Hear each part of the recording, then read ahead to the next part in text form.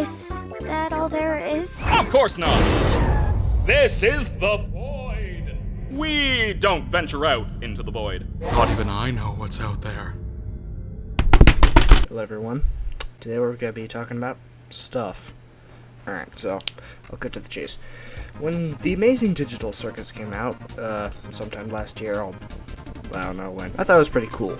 Obviously it freaking blew up and whatnot, and it's the biggest thing, and yeah, I figured now's as good a time to talk about it as any, seeing as it's been continued for like a freaking whole season or whatever, 10 episodes or however much, whatever, you get the idea. Judging by the title of this video, you can probably guess that I think it's a tad bit underrated. Shit, not underrated, overrated. I think it's incredibly overrated, actually. It's honestly, watching it back now, like, it's just, like, obviously I'm assuming you've read the title of this video, you haven't just clicked on it without looking at it, because that'll be dumb, but whatever. Maybe you have a good reason for doing it, I don't care. I am here to prove to you that the video game Pizza Tower, also released January that last year. I actually know when it was released, because it's an objectively better, just freaking thing. I'm here to prove that everything Pizza Tower does is better than Digital Circus. I don't mean from a gameplay point, because Pizza Tower is a video game, Digital Circus is a show, completely different. It's like comparing apples to oranges. I mean, like, from the standpoint of characters and dynamics and all that shit, you know? Either way, let's start with the first one. The main protagonist of the Amazing Digital Circus is Bomni, according to the creators, 25-year-old person.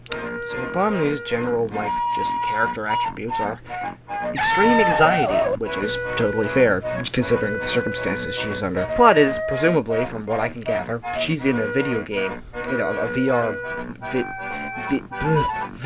video game. She's trapped there, with no way to get out. Gee, what an original concept. I can't think of any other show that has this exact premise. I can never. She has no idea how she got here. She barely remembers her name. She barely remembers who she was, or really, like, anything about her past life, presumably. So yes, she has every right in the world to be insanely anxious. And now let's view the protagonist of Pizza Tower, Peppino Spaghetti. Yes, that's his full name. That's very unfortunate. Peppino shares a lot of the same attributes as Pomni, in fact. Just, you know, being incredibly anxious and whatnot. You know, this is kind of his main trait, although he isn't as one-sided as Pomni is. He acts like an actual person, whereas Pomni is like a one-note character. Yeah, so, Pomni. But the entire freaking pilot, because really that's all that's out at this moment in time, is just incredibly anxious throughout the entire short, you know, zoning out at certain moments, going into mental breakdowns, just kind of bitching about being trapped in this virtual reality. Asuna and Kirito got over it fast enough, like, come on, get over yourself. I'm having fun! She's trapped here with seemingly no way to get out, so it would seem fair that she would be generally very anxious. However, let's view Peppino's situation, circumstances, whatever. He has all the right, if not more of the right, to be as anxious as Pomni is under his circumstances. Because Pomni, I mean, sure, it's scary to being just randomly teleported to some random place you've never been before, and seemingly having no way to escape this place, and really just not knowing what anything is, and having your surroundings be incredibly surreal. Peppino is in the exact same situation. Like, I mean, there's a way to get out, but like, Pomni, she's in, presumably, as far as we can tell, a safe environment at the moment. Peppino is not. Moments before Peppino even entered the tower, the antagonist of Pizza Tower, Pizza Face, what an original name, informs Peppino that he plans to nuke all of his hopes and dreams, his pizza shop, for seemingly no other reason than that he wants to see Peppino suffer and endure great pain, anxiety, and blah blah blah blah blah. Literally, this freaking sentient pizza is so seemingly bored with his life that he has nothing better to do than ruin this innocent man's livelihood.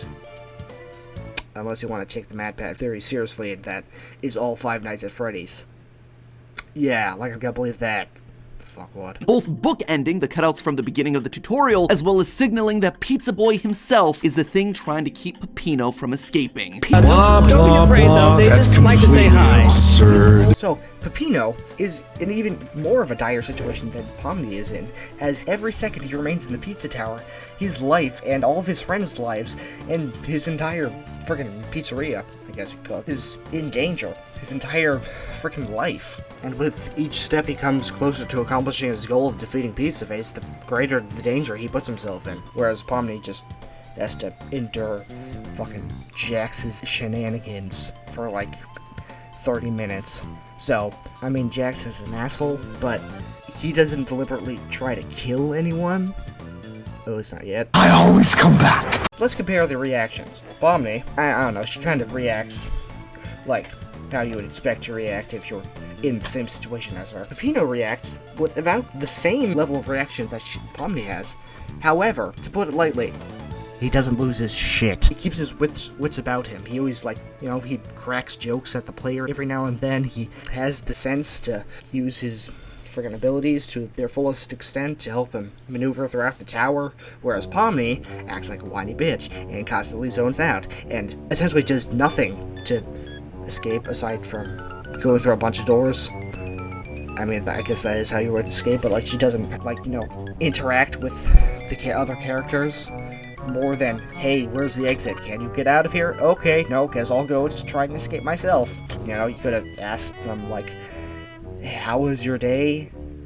Is there cable here? I don't know. Freaking do anything. Like, come on. I know you're in a pickle, but like, come on, look at fucking Peppino. Like, he has all the charisma of a man under normal circumstances, whereas Pomni's just shaking like a leaf in the wind. I'd also like to point out what they do when they're confronted with immediate danger, imminent threats. When Pomni is confronted with the abstracted Kaufmo, instead of attempting to save Ragatha, she fucking runs for the hills.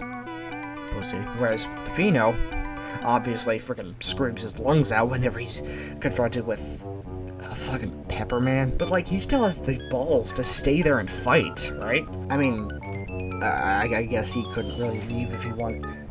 Fuck it, yes he could. It's a video game. You could just hit exit level. Like, come on, man, it's not that hard. Obviously, already, Pizza Tower has the edge on this fucking circus show because, you know, Peppino is a manly man. He has the balls to do stuff even though he's scared. He has freaking courage, whereas Pomni's whiny bitch. Hopefully I'm not being misogynistic. Let's blow those whining women back to the Dark Ages right where they belong! Peppino, even though he's terrified of literally everything in the tower, perseveres in, you know, saving his friends and his freaking pizza establishment and whatnot. Whereas Pomni barely does anything and succeeds in nothing, therefore. Peppino tries his best and succeeds, whereas Pomni just, not even that she half-asses everything, she just doesn't do anything, and therefore she just doesn't, you know, succeed. She didn't plant the seeds, she doesn't reap the rewards.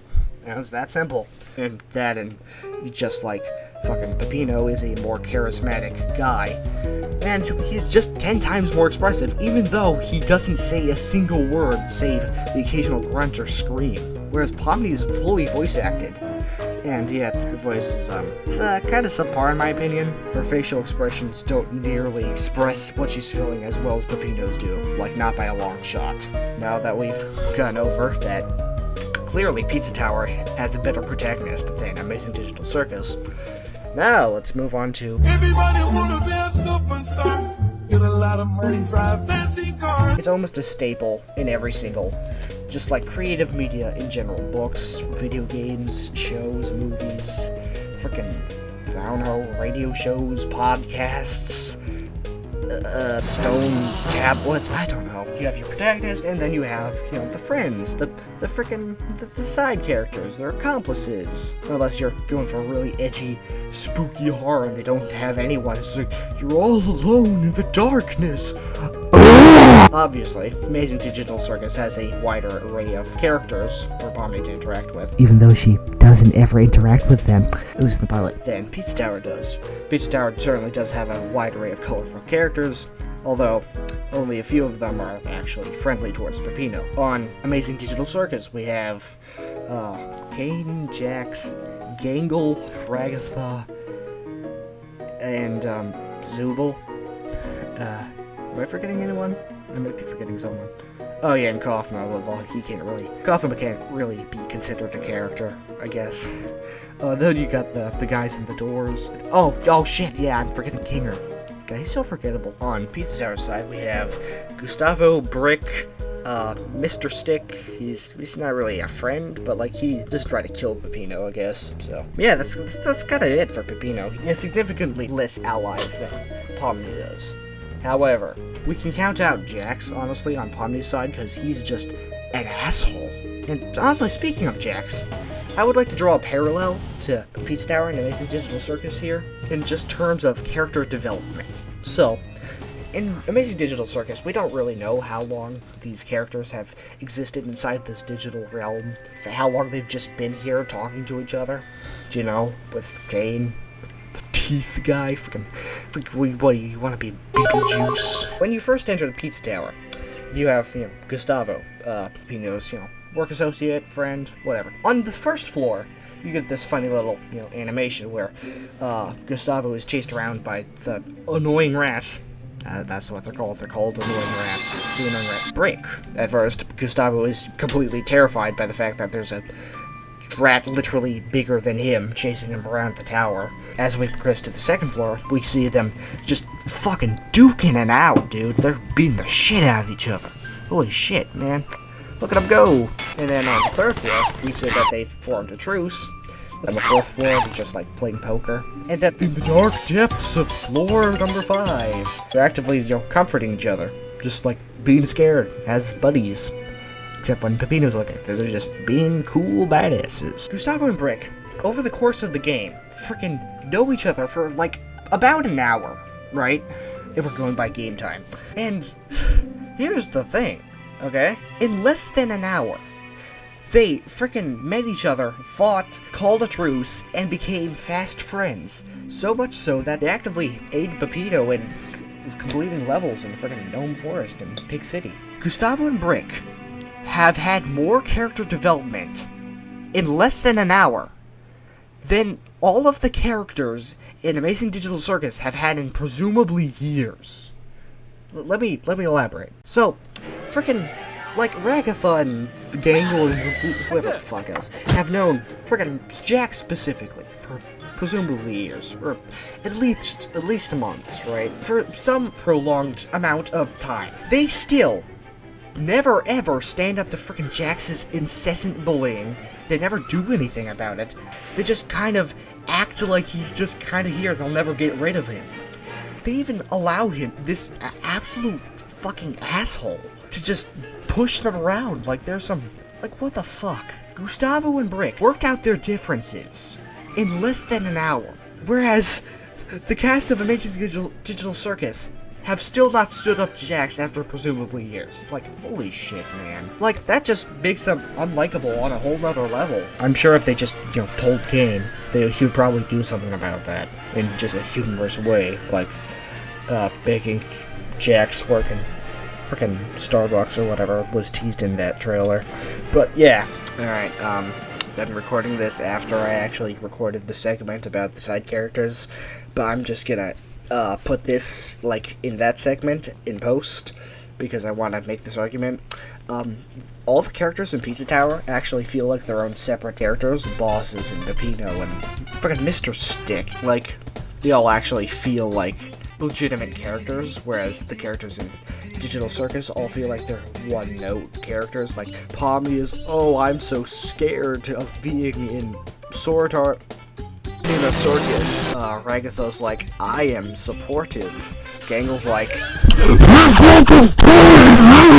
is an asshole. Kinger's traumatized or something, I don't fucking know. Kaufmo's dead. Bubble is comedic relief. Kane is kind of comedic relief, but he's also, I think that's all of them. Like, they're so forgettable. Oh yeah, Zooble, they honestly don't do anything. Like, they get freaking taken apart by whatever the hell these things are, and then, like, they just bitch about stuff for the rest of the episode. Like, they don't really do that much, to be honest. There's another reason that Pizza Tower is better than Amazing Digital Circus. Next reason. Can you feel the love tonight? The peace the evening brings. As I've mentioned before, fucking Jax is an absolute asshole. However, this does set him apart from the titular asshole and third boss of Pizza Tower, the Noise. So, for a few reasons. Number one being that the Noise is just an inherent goofball. He doesn't usually take his entire boss fight just seriously, like, at all. Like, you know, he's just fucking giving Peppino the fucking middle finger and shaking his ass at you, and, you know, all that stuff. You know, just like being incredibly goofy and whatnot. That's incredibly apparent in his character in the comics, where he gives Peppino a bottle of milk to drink, whereas Jax is just a straight up bully. He's an absolute asshole. He's just the worst fucking guy I've ever seen, you know? Whereas the Noise is just a lighthearted goofball who may have psychotic tendencies. Jax is just resorts to freaking insulting the other characters and just fucking, I don't know, just being an asshole. That's really all I can say. Also, another point, this may, again, I guess it's really not fair to make this assumption, seeing as it's, you know, video game, show, whatever, but I'm still gonna make it, because fuck you, this is my freaking video. You can beat up the Noise. Like, I mean, look at this fucking guy, you know? He's gonna freaking flips you off every fucking second, you know? All you gotta do to freaking put him in his place is beat the shit out of him. You know, that's all you have to do. Just, I don't know, you just do that and you win. I don't know, it's a fucking video game, you know how it works. Whereas Jax, he's obviously not in a video game.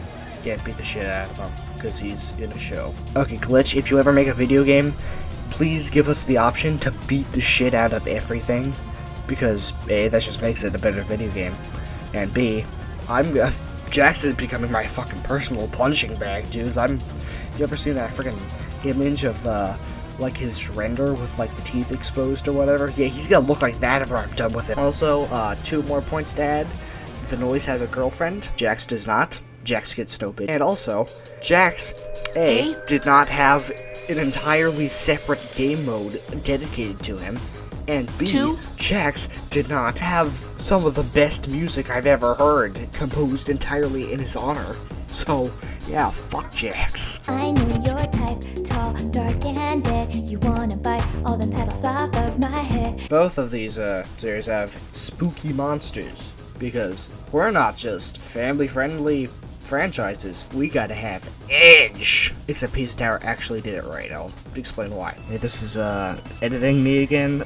Just want to say that the entire argument I make here revolves around the theory that like, the less you see of the monster, the scarier it is. It's like how the entire basis of the first Alien movie works, you know? You don't see it at all, and therefore, like, it's, like, left up to your imagination. But it's kind of like the freaking Calvin Hobbes noodle incident, except, like, it's horror. That's the basis. I think a lot more people have explained this better than I have here, so yeah, look it up if you're interested. It's pretty interesting.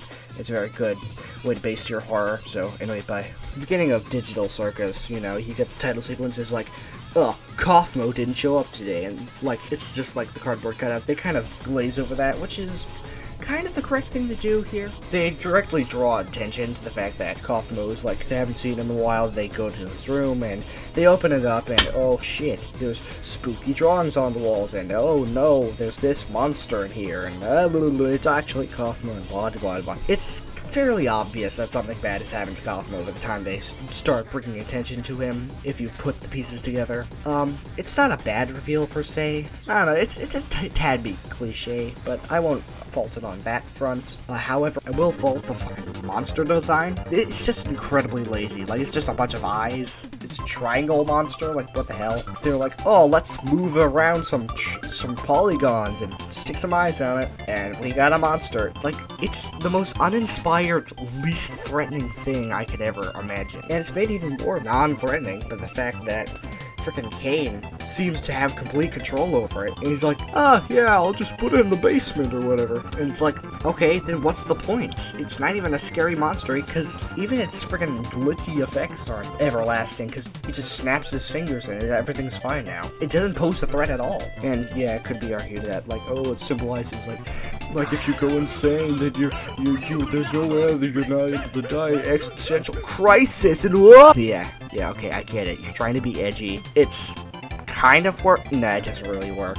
I feel like the overall feel of the pilot is just too happy-go-lucky for it to be, like, existential crisis-y and edgy. It kind of just clashes instead of, like, having the intended effect of those, like, freaking, I don't know, like, things like Doki Doki Literature Club. Like, obviously, this isn't going for the same, kind of feel. It's, like, a much more toned-down version, but, like, you get the idea, Alright, now let's talk about Pizza Tower and how it's far superior. The way they build up to it is really good. Starting with the launch trailer for Pizza Tower. In the launch trailer, they actively showcase the 3 bosses leading up to Pizza Face, right? You got the Pepperman, you got the Vigilante, and you got the Noise. And that's it. There aren't any more bosses. And in the opening sequence, you get the little slices. There's Pepperman, Vigilante, Noise, and then, like, if you look closely enough, there's, like, a silhouette. And, like, it takes up so much of the slice that you might not be able to tell it's a silhouette. You might just think it's a black space, but if you look closely, yeah, it is a silhouette. And that leaves you guessing, right? And it's, like, kind of in the same way, where it's like the Cough Mill cardboard cutout, where it's like, some things amiss here. However, the thing with Cough Mill is that from the time you see the Cough Mill cardboard cutout, it's like, oh, he didn't show up today, to the time they reference him again is, like, kind of a short amount of time. Whereas in Pizza Tower, like, who knows how long it's going to take you to get to floor 4 where that boss is, right? You'll have forgotten about it at that point, because they don't reference him at all, like, throughout the freaking game, like, at all. You have to go through 3 bosses, and then you get to floor 4, the slums, right? Up to this point, you've completely forgotten about the 4th boss, because they have drawn no attention to him at all whatsoever, right? And you've been preoccupied with all of the other bosses, okay? So you're like, hey, I wonder what the boss is gonna be for this floor. And you're like, maybe it's Pizza Face or something, right? But no. And also, just the lead up to this is really good. Because not only have they not directly shown you if it's like, oh, something spooky is gonna happen. They haven't shown you, like, what the character is, like, if there's anything amiss with it. No. You don't even know that it's gonna be something spooky. You don't even know if it's anything at all. Part of the way it does this, right, that's very clever. The boss gate, like Pepperman's boss gate, right, is right next to Ancient Cheese, and so is Vigilantes and Noise. They're all in very central locations.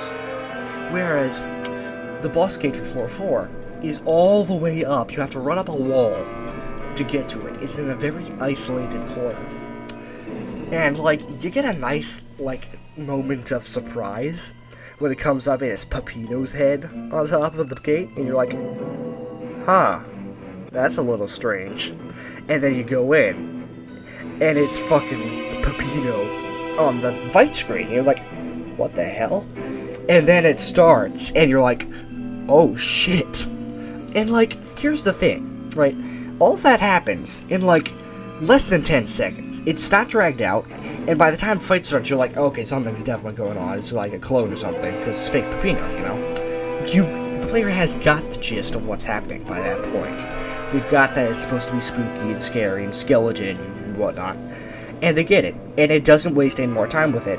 They can get on with the fight. Whereas with Cough Mill, like, I guess they do an okay job in, like, not dragging it out too much and, like, distracting the viewer with, like, other stuff, but still, I think just, like, fake Peppino works better as whatever the hell kind of polygon eye monster Kaufmo has become, because its design is better, even though it's literally just Peppino. Kaufmo is just generic, oh, he's gone insane, oh, a monster, whoa, whereas with fake Peppino, It's like a poorly put together facade. He's like the opposite of Peppino, you know? Where he's like constantly smiling, whereas Peppino's not. And like, just the friggin' phase 2 is really cool, and like the facade starts falling apart. I just really like that. Overall, fake Peppino is 1,000 times scarier than frickin' Cough Mode will ever be. Not to mention that he fits better overall with the general theme of Pizza Tower, because like,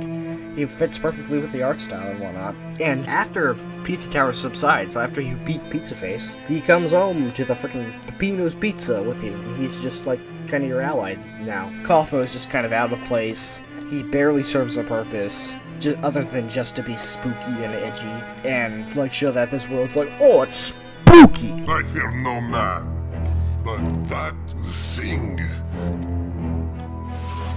it's scary. And like, it's just kind of, overall, just fake Peppino does it much better. You just stay right there. Not that you can really move or anything. Several bad puns later. I am in so much pain! The guys who wrote this show don't know squat. Oh, Bart, cartoons don't have to be 100% realistic. Here's the final thing, alright? Pizza Tower does not have the worst fan base known to man. End of conversation. So yeah. Fuck. But yeah, that'll be it for now. Well, there I am. Conquer the king. King of all the land. Who'd have thought that? But how did I come to this, I hear you say? And who are those strange fellows that surround my throne? I hear you also say. Well, it's a long story. Come closer, and I'll tell you.